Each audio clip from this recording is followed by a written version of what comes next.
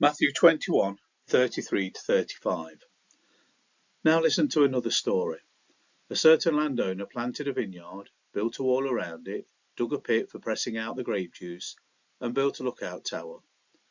Then he leased the vineyard to tenant farmers and moved to another country. At the time of the grape harvest, he sent his servants to collect his share of the crop, but the farmers grabbed his servants, beat one, killed one, and stoned another. These tenant farmers or workers of the vineyard had leased it from the householder before he went away. Their conduct towards the householder's servants portrays the behaviour of the Jewish people and the religious leaders towards the prophets sent to them by God. The treatment of God's prophets by the people was a disgrace.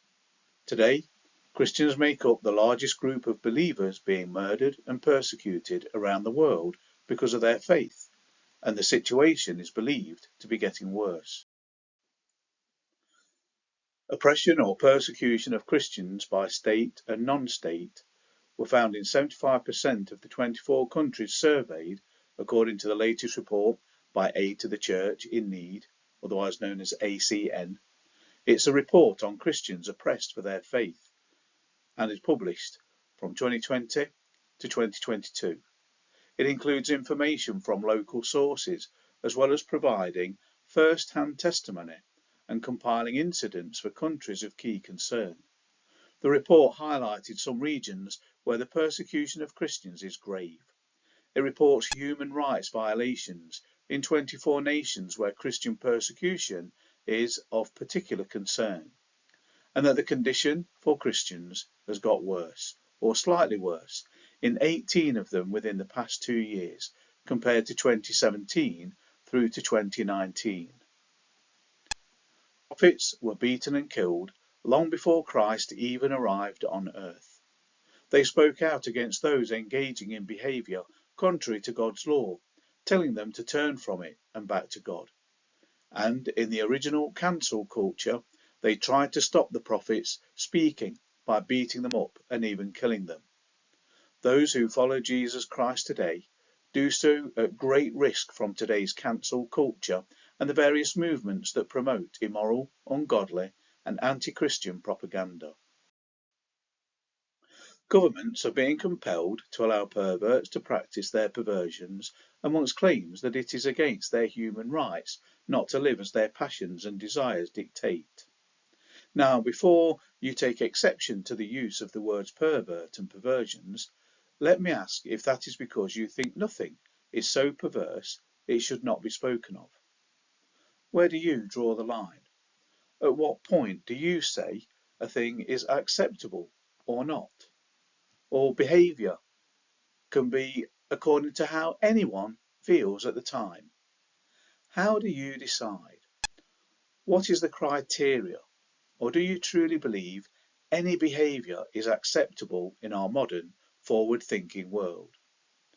What kind of society cries out against those who believe that a good foundation for family is one man and one woman who love each other and are together for life? I'll tell you, it's the kind of society that teaches school children who have not even had sex education classes and have not developed physically or socially that if they are attracted to members of the same sex, it must mean they're not heterosexual. Or, although a boy who is biologically a boy, he might actually be a girl if he feels he is. There is no doubt people struggle over same-sex attraction, but as that has been accepted, a line has been crossed, and in losing sight of what is right, some now have no idea of what is wrong, or how to decide where to stop when selfish desires and passions are concerned. Or perhaps they're just plain scared of speaking the truth because of the heterophobia that is out there.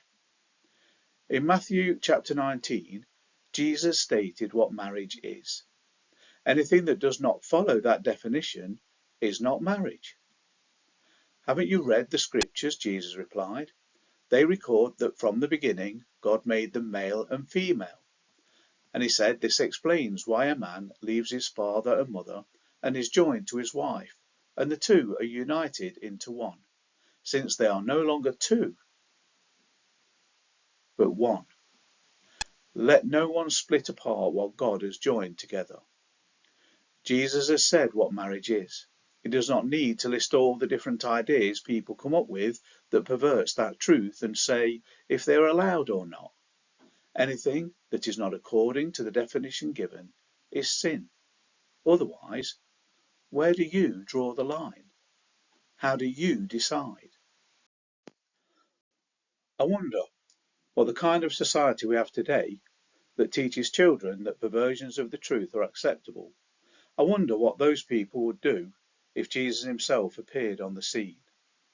We know from the persecution against Christians for speaking out against sin today exactly what would happen. It would be the very same thing as the society of the day when Jesus walked the earth.